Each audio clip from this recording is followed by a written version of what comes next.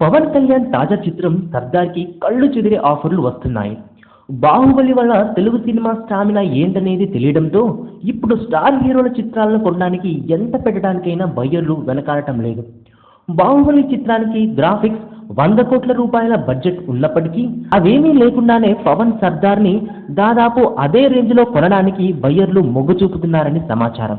గబ్బర్ సింగ్ చిత్రానికి ఉన్న క్రేజ్ వల్ల దాని సీక్వెల్ కి జనం వెర్రెత్తిపోయి వస్తున్నారని అంచనా వేస్తున్నారు. పవన్ సోలోగా నటించిన చిత్రం విడుదలై ఇది వచ్చే నాటికి 2 ఏళ్లకు పైగా అయిపోయింది కాబట్టి అది కూడా యాడ్ అవుతుందని అనుకుంటున్నారు.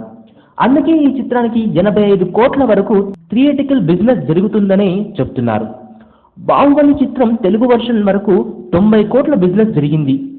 అంతటి భారీ చిత్రానికి ధీటుగా సర్దార్కి బిజినెస్ జరుగుతుందంటే ఇక బాహుబలి లాంటిది పవన్ చేస్తే ఏర్పడే అంచనాలు ఇంకెలా ఉంటాయో మరి.